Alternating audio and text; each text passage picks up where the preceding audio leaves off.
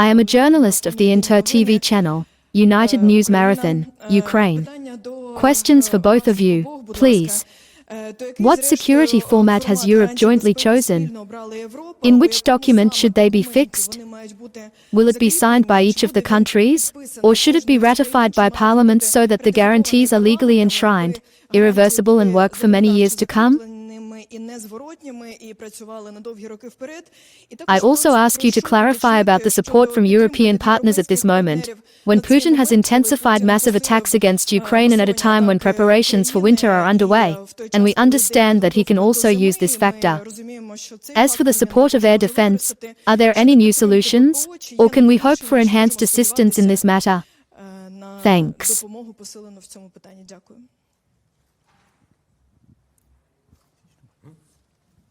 Thank you for asking.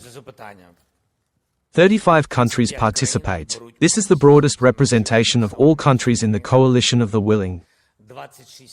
26 countries support security guarantors for Ukraine, in different formats. We will not talk about the structure of the complete guarantor of security today, but the main elements are clear. A strong Ukrainian army, domestic production, European production, which I mentioned, needs to be expanded. It is also very important for strengthening the Ukrainian army, as well as the possibility and various programs for the purchase of scarce weapons, primarily air defense, anti-ballistic missiles from the United States of America. These are key elements in strengthening our army. I just did not repeat some of the things that President Macron said. It is also clear that this is not a reduction or limitation of the Ukrainian army. As for deterrence, or, let's say, real protection from partners, there is a lot of elemental infrastructure. First of all, it is presence. We agreed that there will be a presence. I am not ready to say the number yet, although, to be honest, we are already dividing among ourselves. We understand approximately the number of those who have already agreed. And presence, as I said, it is different. It is both in the sky, on the sea, and on the ground. And we are also discussing issues that, in my opinion, we will continue to discuss. This is the US backstop. We want, we count. We are very grateful that America supports and is part of the security guarantees for Ukraine. And in what format, in more detail, I am not yet ready to tell you. Although the elements are already clear to us. This is an important conclusion from our meeting, in my opinion. Many things become clear. This, let's say, is supportive. With reality, not only morally, but really supports that Ukrainians, our military, our population, Ukraine will have real security guarantees.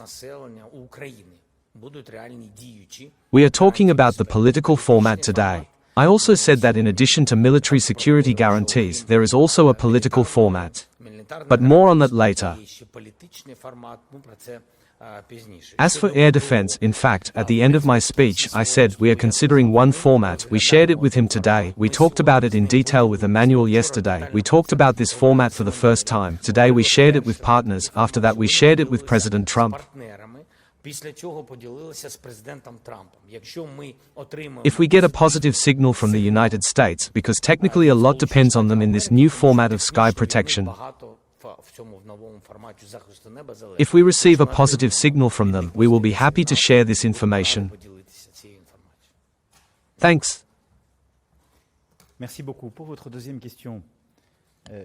Thank you very much. As for your second question, I'll start with it. You are right, there is an intensification of Russian attacks and which requires strengthening our support, helping the Ukrainian resistance. We talked yesterday about bilateral support, acceleration, training, other financial solutions to support Ukraine. I would like to insist on the issue of accelerating the production, in particular, of drones in Ukraine. There was an absolutely transformation of Ukraine's ability to produce these UAVs. And today we transfer a lot of production capacities. And I confirm the President's words. About 60% of weapons are produced in Ukraine with support and cooperation. But this is an extraordinary figure and we want to intensify this. This is the first element. Next, regarding the formalization of security guarantees. First of all, I want to remind you where we're coming from. In February 2024, we completed the summit in this hall. I wanted to clarify this strategic uncertainty of the conflict. There were two of us who said that maybe someday we would be ready to send troops. These were Lithuania and France. Only two countries. Let me remind you that the atmosphere was quite negative. The moment when I am talking to you now, and the President reminded this, there are already about 20 countries that have confirmed the desire to send their military forces and have the support of the protection of Ukraine's air, sea, and to be part of these security guarantee forces.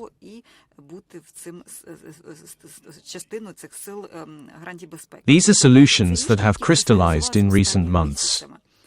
The formalization will take place in the coming weeks, but it is already formalized in terms of integrity. This is no longer just a declaration.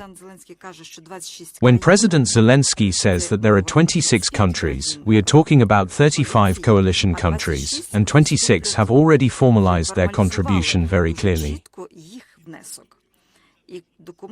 And the document that we have today is a military planning document, where 26 heads of the general staffs, defense ministers confirmed what they were ready to do depending on their abilities.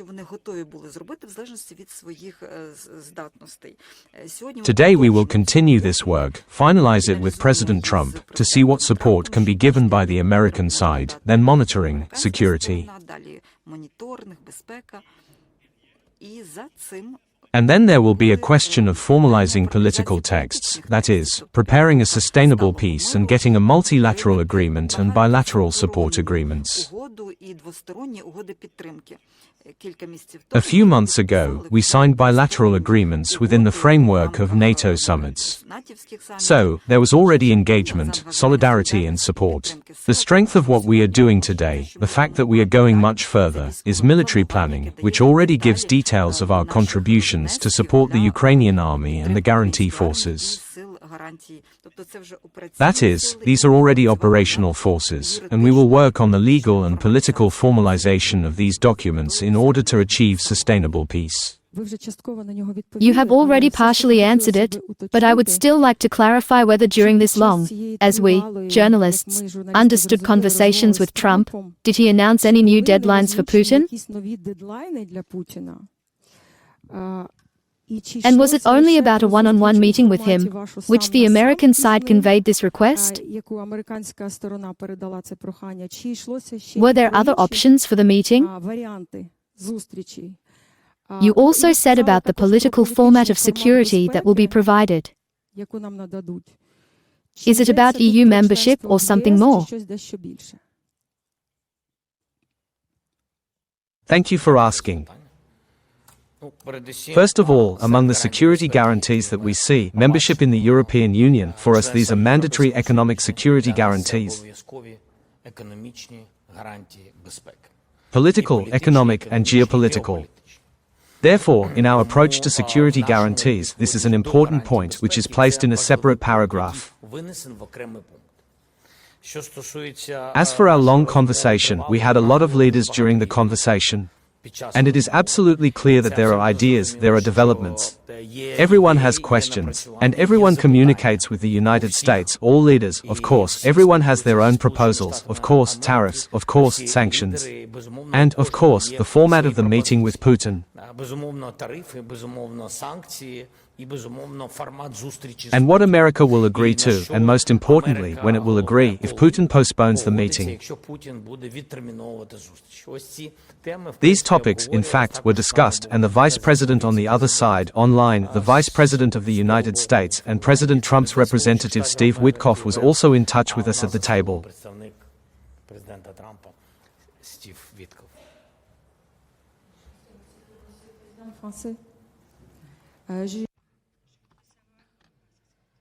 My second question to the French President.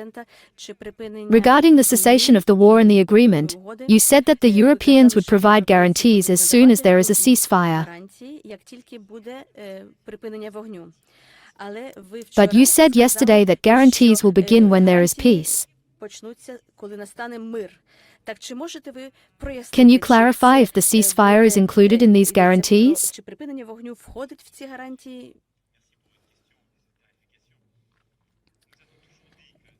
We have always said that in order for there to be a sustainable peace, we do not need security guarantees. In recent months, you have seen that everything has changed. Initially, the proposal to which the Ukrainian president agreed was an American proposal. This is definitely a ceasefire. Then there was the rejection of this truce. Whatever the form, whether it is a ceasefire or a complete peace, security guarantees will immediately apply. And this is how they are considered conceptually.